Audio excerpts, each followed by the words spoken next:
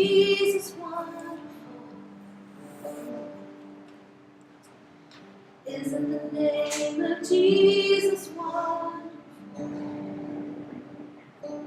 All the world can come to him and have their sins removed. Isn't the name of Jesus wonderful? Isn't the name of Jesus wonderful? Isn't the name of Jesus wonderful? All the world can come to him and have their sins removed. Isn't the name of Jesus wonderful? What a beautiful name it is. What a beautiful name it is. The name of Jesus Christ my King. What a beautiful name it is. Nothing compares to this. What a beautiful name it is. The name of Jesus. What a wonderful name it is. The name of Jesus. It is so sweet. My father is a Southern Baptist pastor, and being in the Panhandle, he was not so happy. He's from the Valley.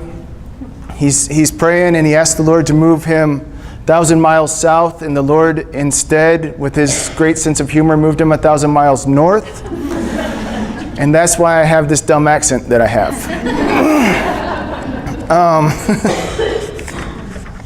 Whenever someone asks me where I'm from, I say Texas by the grace of God. There's only one way to say it. I have, let's go like this. I have one wife. She is from the Dominican Republic. 6 kids. That's the price you pay for marrying a Hispanic woman. I have, the oldest is 21. The youngest is 9. There are 4 boys, 2 girls. Our oldest daughter just got married yesterday. She married a young man that she met a year ago when she was doing a school. Y'all know YWAM? She was doing a training school with YWAM in Tyler, and the church she was going to was a little Hispanic church, and she met the preacher's kid. So she did not have the good sense not to marry a preacher's kid. So there she is. So yesterday we sent her off. We had a beautiful bilingual ceremony. I did the wedding homily in Spanish. My son translated to English. I translated the welcoming stuff from the Spanish that his dad did to English. And we were just going back and forth playing the whole time. It was a good time. And they're married, so it worked. And let's see, let's just pray. Can we pray? Did y'all do that? All right. Lord, help. In your name I pray, amen.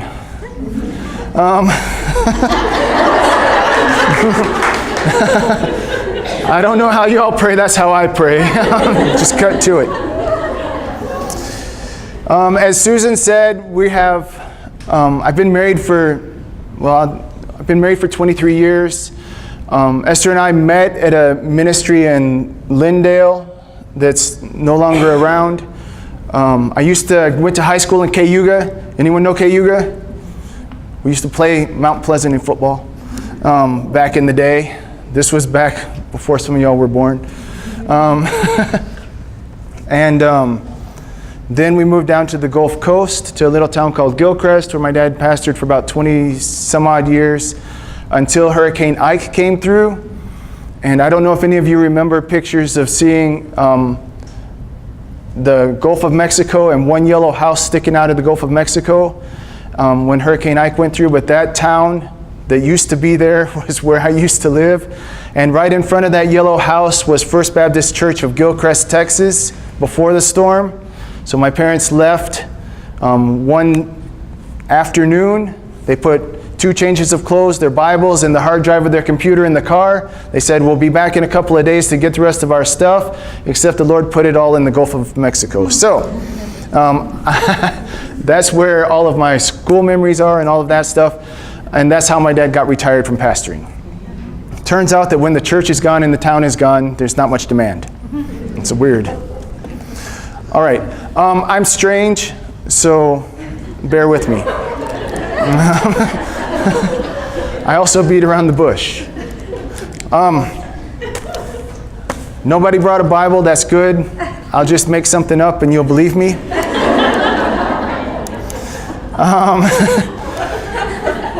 Deuteronomy 6 has a couple of verses in it that I'm just going to hit them real quick and we're going to rock and roll, all right?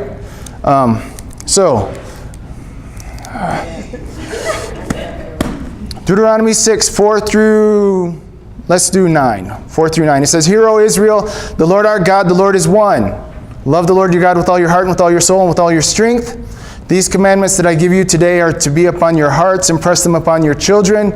Talk to them when you sit at home and when you walk along the road, when you lie down and when you get up. Tie them as symbols on your hands and bind them on your foreheads. Write them on the door frames of your houses and on your gates. The Lord your God is one. Oh, by the way, my wife is not here because for some reason she thinks that driving from North Carolina with all the decorations from a wedding, getting the salon that the wedding is in at 1 o'clock, having the wedding at 4, doing all the decorating and the wedding coordinating is exhausting. So, whatever. We're just... She was there this morning and she was saying to me, honey, I'm going to go with you whenever you go tonight. And I'm looking in her eyes and I'm going, you're lying to yourself and you're lying to me. You're not going anywhere. If you get off that couch, I will be surprised and a little disappointed. You need to rest. So, I love my family. I love my wife. I love my kids. I love the whole mess. I love the fact that that when you place the Lord first, that He gives you the creativity to be able to manage what's going on. And I feel like that it's as a guy, as a father and a husband, that it's my job. I have just a couple of little jobs in the house. I don't have a whole lot to do, but my job is make sure my wife is beautiful and make sure people can tolerate my children. Now, those two are related, because if I come home and my wife is all ugly, I know that the little brats are running her over and that somebody needs to get smacked. And so, but if I come home and my wife is on the couch and she's beautiful, I know things are going pretty well. So I want a beautiful wife, and then I want children that I can have in public and not be ashamed. And we've worked with our kids. When we got married, before we got married, Esther used to have these, water used to come out of her eyes sometimes, and she would be all emotional and stuff, and I'd be like, what in the world? And then she would start rattling. I'm going, uh-oh, I don't know what's happening, but I don't think I'm going to live long if this continues. I decided that before we got married, I decided that it was bad enough that she's a woman and I would never understand her, but she also speaks Spanish as her heart language. And so I was up against the wall twice. I was in the corner. So our first year of marriage, we went to the Dominican Republic and lived with her parents in the same house as her parents. Her dad gave me a job in a supermarket that he had, and I spent 10 to 12 hours a day with people that did not speak English. The first day, I did not eat lunch. I did not go to the restroom. I did not do anything. The second day, I learned Spanish. It's amazing how much you can learn when hunger is your teacher.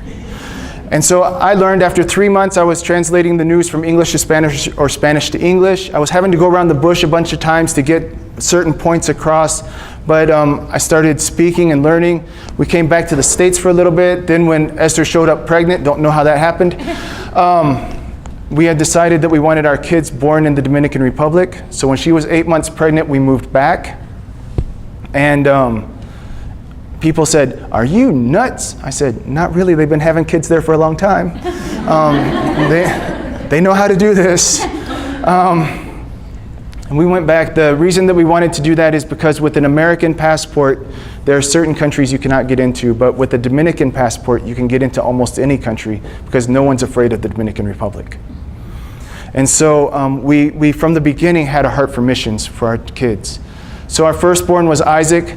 Our second child, we named him Ishmael.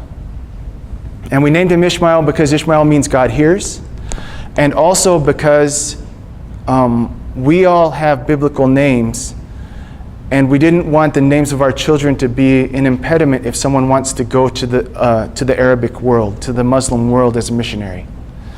So we named him Ishmael, knowing that if Isaac decides to go someday, he can say, my name is Isaac, my brother is Ishmael, my parents are nuts, and it's all good, right? And there's a little bit of a bridge there. And that's been our way of thinking all along. When Isaac was 5 months old, we moved into a village that had no running water, no electricity, and only 2 known believers. And so our first job was dig an outhouse. I made a nice outhouse with 2 holes. We called it the Love Shack, so that no one had to be lonely. And I had to take Isaac down to the river every day. We bathed in the river. We'd carry buckets of water back up. Esther would set them in the sun and bathe with hot water. That's how our kids grew up. We had nobody to show us how to be parents. We had nobody to show us how to do anything. We just had the Word of God, and we just had to trust Him. So I'm just going to go on and on. Somebody flag me down when the first person dozes off, I'll stop. No. And so one day, Isaac is crying, and I said, Esther, what is he bawling about? And she says, I don't know what he's crying about. I had just come home, and he was 3 months old, right? Y'all are going to want to choke me when I tell you this. But it was in another country, so it's legal. He was 3 months old, and she said, take your child, he's been crying all day. I said, yes, ma'am. When the bloodshot eyes and all that stuff happens, you just obey. And I took him and carried him around, and it's my custom to get up early with the children. Esther's a late night person. She doesn't like early mornings. And I figure if she's up feeding them at night, then the least I can do is get up. So she would feed them the last time in the morning, 5 to whatever, and then I would take them at 6 and say, that's it. That's all you're seeing your mom until she gets some rest. And so that afternoon I came home, and she was all, take this child. And I took him, and I put him, he went to sleep right away in my arms. And we were living actually in a converted sauna. You know how big saunas are? We were living in a converted sauna, like the bed was 9/10 of the house. And we put a curtain over the door so that you could get some air in there. So we leave the door open and just put a curtain. And I had him in my arms, and I walked through the curtain. As soon as I stepped through the curtains, he started crying. I said, well, that's the weirdest thing. And I walked with him a little bit, and then inside the room, like 2 steps this way, 2 steps that way, 2 steps back, forth. And then I turned and I opened the curtain, and I walked outside, and he hushed. And I said, okay. I walk around a little bit, he goes back to sleep. I open the curtain back up, and he starts crying. I said, hush, cry, hush, cry, hush, cry. And he cried. And I didn't, he's 3 months old. You don't have to wail on a kid that's 3 months old. There's audible characteristics of their diaper that if you smack it just right, it sounds like a gunshot. But there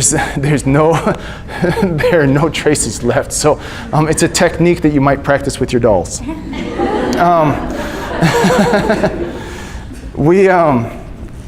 I did that, he cried, went to sleep, and we didn't have another problem with him for months. And so I was always spending time with Isaac. And when Esther had a problem with the children, it was my job. I'd come in, resolve the issue, walk away. Isaac was about 2 years old. I don't know why I'm telling you this. It has nothing to do with whatever I wrote down here.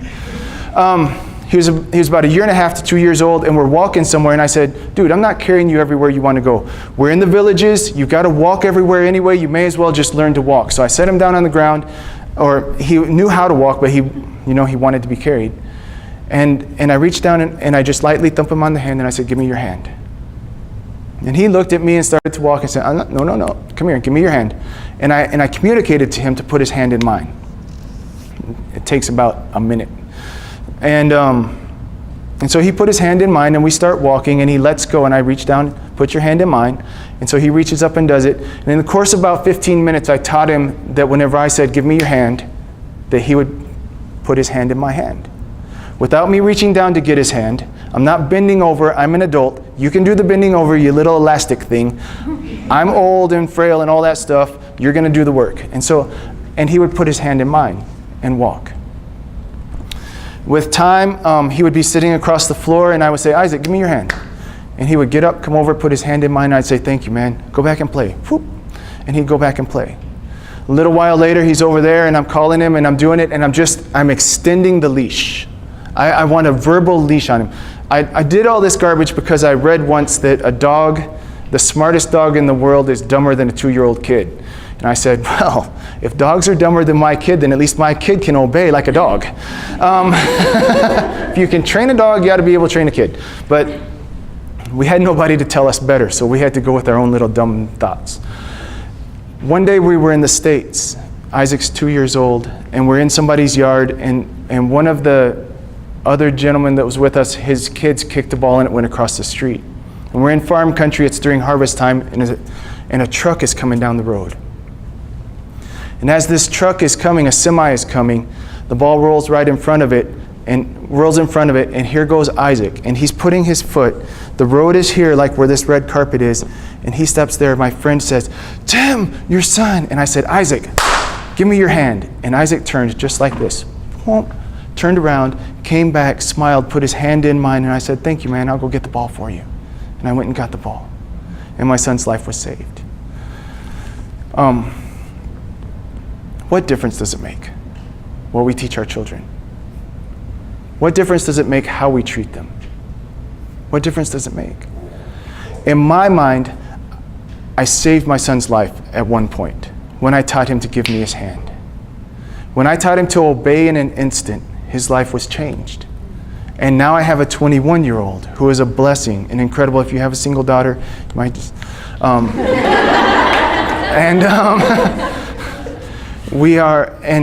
he's a great guy. Everyone loves Isaac. But Isaac would not be with us today if he had been a disobedient little punk. In Spanish, the word for brat, and I know brat is a word that nobody uses anymore, but the word for brat is mal educado. That is bad, it's a compound word. Bad is mal, and educado is educated. A brat is a child who is poorly educated. And I've always taken that in. I said, Lord, I do not want my kids to be mal educado. Because right here in Deuteronomy, you tell me that it's my job to impress things upon my children, to train them, to teach them, to talk to them about things, to write things on their heart. Now, as I'm teaching Isaac these things, the Lord is rocking my little world. Because as I'm telling Isaac, give me your hand, the Lord is saying to me, will you put your hand in the Father's hand? Will you make the Father bend down and take your hand, or will you reach up and put your hand in his hand? When Isaac he went through his little whatever stage. Oh, by the way, when he got to around close to 2 years old, I looked at Esther one day and I said, I vote that we opt out of the terrible twos. And she said, I agree. And so we did. We also opted out of the terrible teenage years. And we have enjoyed the snot out of our teenage kids. And little 2-year-olds, they have their little 3-week whatever, but daddy's not playing that game. So he would throw himself on the ground to have a fit. And what do I say? I don't scream and yell and holler. I say, Isaac, give me your hand. See, a child that's on the ground throwing a fit cannot stand up and put their hand in the Father's hand. And so Isaac learned early that he couldn't lay on the ground and throw a fit because Father wanted to hold his hand. I want you to know that I enforced the rule so that Esther could say it at any time. Esther would say, give me your hand, and here they would come. And when you've got 4 kids in the house, 4 little kids, you say, give me your hand, and here they come out of the woodwork like cockroaches. It's pretty amusing. But it's a cool thing to imagine that you can train a child, that you can raise a child, that you can impress stuff on their hearts so that in the future they're a blessing.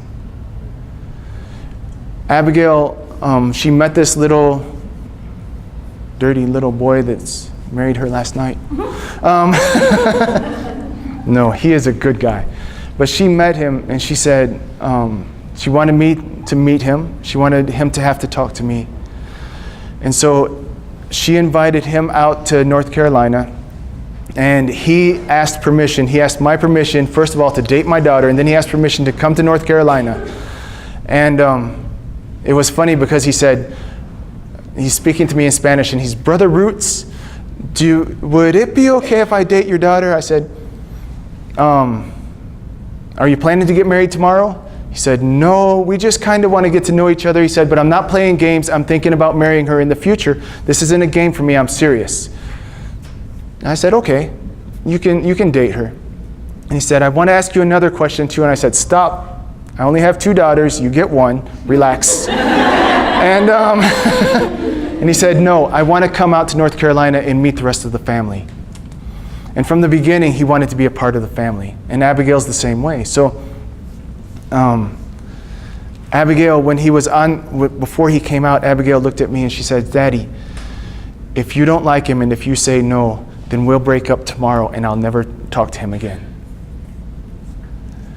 And do you know what it does to a father's heart when an 18-year-old girl, a snotty little 18-year-old girl, you know how they are, or can be, is turned into something that's so precious that she would say to her father, Daddy, if you don't approve, then I'm going to say no.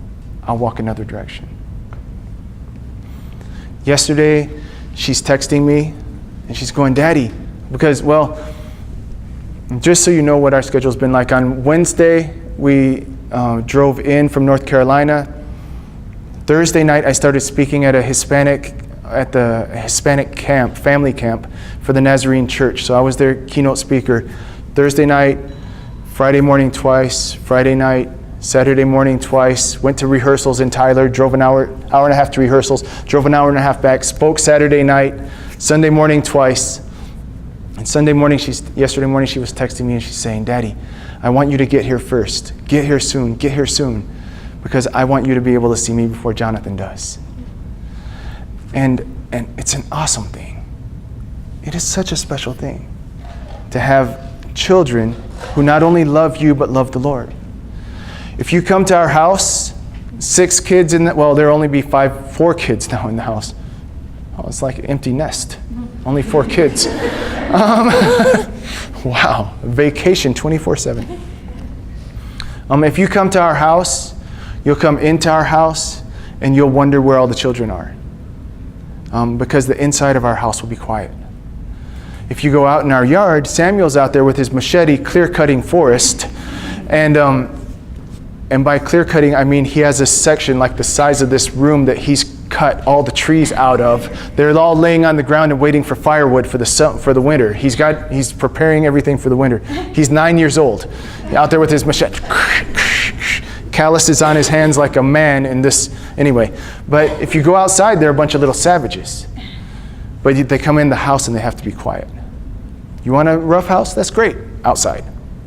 You want to be quiet? You want to read a book? Inside. That's good. Why? Because I want my wife to be beautiful. Pure selfishness.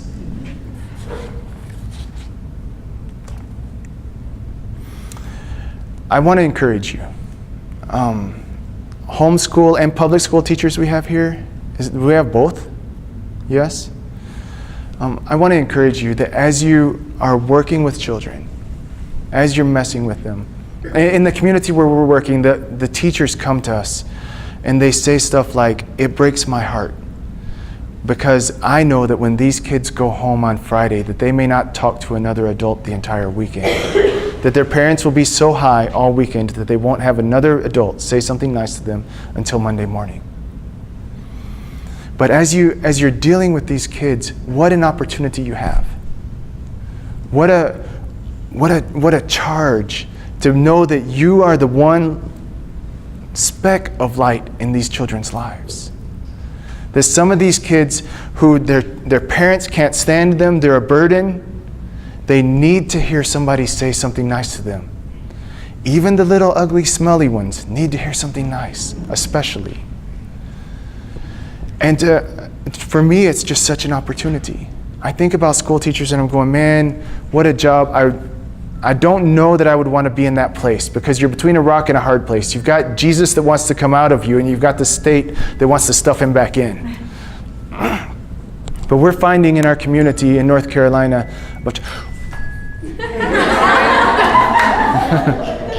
I'm messing with you. Go ahead. Answer it. You want me to answer it for you? Does that mean I'm supposed to stop?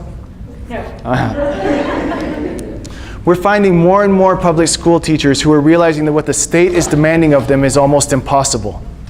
You cannot teach to these tests and maintain control with nothing backing you up and do a good job and maintain your sanity. It's not possible. So there are more and more school teachers in our community who are covert missionaries. They're underground, doing their little church thing in the classroom, doing it in a very quiet way, but transforming children's lives. I think that there is a way to love people that will touch them no matter if you use the name of Jesus or not. And I think that if you're a homeschool mom, instead of being locked in your home with these children who your husband's out having fun at work, bringing home the big bucks, and you're stuck there with people who with an IQ of 12. There are 13 of them, and altogether the IQ is 12. That there's another way of looking at things. There's definitely another way of looking at things. You see, I am not raising my children. I don't care two hoots about having godly children. I don't. I just don't care about that. That doesn't float my boat at all. Not at all. You know what I want? I want children who raise me godly grandchildren. It is not good enough to have godly children. That's not good.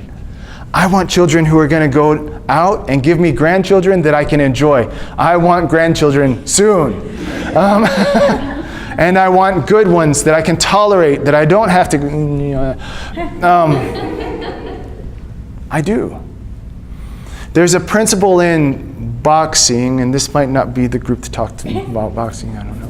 There's a principle about boxing, and one of the reasons that a lot of times girls can't punch as hard as guys, or don't punch as hard as guys, and I'm sorry about being whatever. If you want someone politically correct, they're coming next time. Is because the concept of punching something is completely different than what most people think. If you're going to punch someone's face right here, you don't punch their face. You punch through their face and into the back of their head. When you do that, their face is going to feel it. But your target is never what's right in front of you. With my children, my target was never that child. My target was the future. My target was something that was coming up there. I'm not playing this game for one generation. I'm playing this game for generations that are coming. This isn't short term. I'm not trying to get you, I've just got to get through the terrible twos. No, forget the terrible twos. We're going to snuff out the terrible twos like a fire, stomp on that dude, so that we don't have the terrible teens. I'm going to skip the terrible teens too, so that I don't have some punk in the house eating my food, sleeping in my bed, breathing my air, and ungrateful for it. Not doing it. So we did several things with them. One thing we did with our kids is we told them nothing in that house belongs to them. So they would say stuff like, I want my toy. I'm like, whose toy is it? It's my toy. No, it's not. That toy is mine. Whose toy is it? It's your toy, Daddy. Okay, good. Here, you can play with my toy. Go, play with my toy. One day, Isaiah broke his collarbone. 2 weeks later, actually 1 week later, I'm in a store and there were some four-wheelers there, and he says, Daddy, can I get on the four-wheeler? I said, sure, get on the four-wheeler. 1 week after he breaks his collarbone. And so he gets up on that little four-wheeler and he goes like this. Pushes his sling up, puts his hands on the handlebars and starts boom, boom, boom, boom, boom. I said, you little punk, if you can do that, you can learn to ride a bike. So I bought him a bicycle. And with, I taught him to ride his bike, and I don't do training wheels, so I'm just weird. I don't do training wheels. I just teach him to ride without the training wheels. And then I don't have to take him off someday. It saves a whole step. But he was out riding his bike, and he left it and went into the building. And then Allie comes out. Allie is 2 years older than Isaiah. Isaiah right now is 12 and Allie is 14, but it was 3 and 5 then. And Allie comes out and gets on his bike and starts riding. Well, Isaiah comes out and just pitches a fit. It was ugly. Allie's riding my bike, Daddy. Get her off my bike. Get her off my bike. I said, first of all, you hush. I'm not going to listen to this nonsense out of your mouth. I got him to hush. And then I said, Allie, come here. Get off the bike. And she gets off the bike, and he goes over to grab it, and I said, don't touch the bike. Stay there. I said, Isaiah, whose bike is this? He says, it's my bike. I said, no, it's not. Whose bike is this? My bike. I said, Isaiah, we're going to go have a talk if you don't tell me the truth about whose bike this is. He says, it's your bike, Daddy. I says, you're right. If Allie wants to ride my bike, she can ride my bike. Go on, Allie, have fun. And so she goes and rides the bike. About 10 minutes later, here comes Isaiah with Allie's bike. Boom, boom, boom, boom, boom, boom, boom. And he's literally reaching above his head. He said, Daddy, put me up on the seat and push me. I'm sure that I can ride Allie's bike. So I put him up there, pushed him, and he takes off on Allie's bike. Why would a parent tell their child that they don't own anything? Let me ask you. Let me see my phone. Who owns this? This is the one that came in my pocket, by the way. You do. In our way of thinking, I own this phone. But the truth is, I'm a steward of this phone. And this phone belongs to the Lord God Almighty. And it's mine to use as long as I use it right. But it does not belong to me.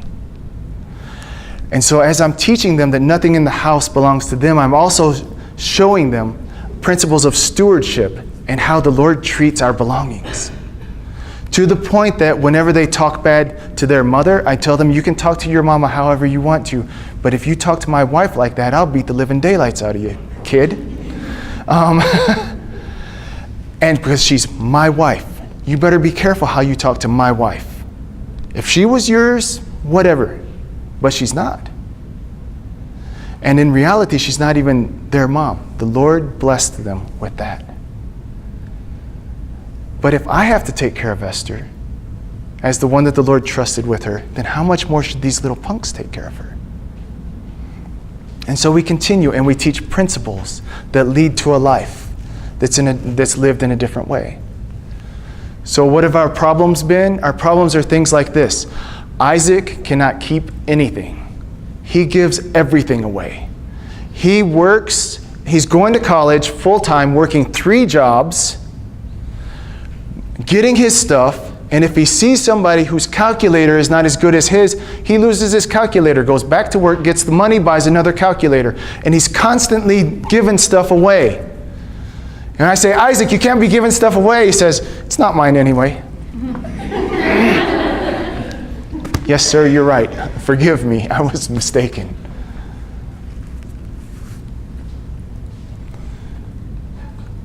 We cannot teach our kids, we cannot raise kids, we cannot teach other people's kids for today or for tomorrow. Our goal is to instill something in other people that will last for eternity. Someone once said to me, the only thing that you have on this earth that you're going to take with you to heaven is your children. And that's optional. They get to make some decisions in that too, don't they? But I want to take my kids with me. I want to take everything I can from this earth with me. We have been blessed so much. We'll wrap this up in about 5 more minutes, all right? All right, for those of you who are dozing. I'm kidding. Most of you have almost stayed awake some of the time. The Lord has placed us in a very strange place in North Carolina. My wife and I are both bilingual. And so Esther got a job translating in the public school. So she's just doing interpretation and she's doing odds and ends of stuff, whatever. Well, the counselors for the public school are hired. They're subcontracted. So they belong outside. And she had been doing some interpretation for them. And they like her. So then the public school cuts back. You know how they do. Funding's gone. And they did away with Esther's position. So the counseling place calls Esther and says, would you like a job? You are looking at somebody who gets to go into the public school and talk about Jesus. And the public school can't do much about it. Because I get to go in and interpret for the counselors. And then I can say to the counselors, some of the counselors are believers, I say, is it okay if I add something?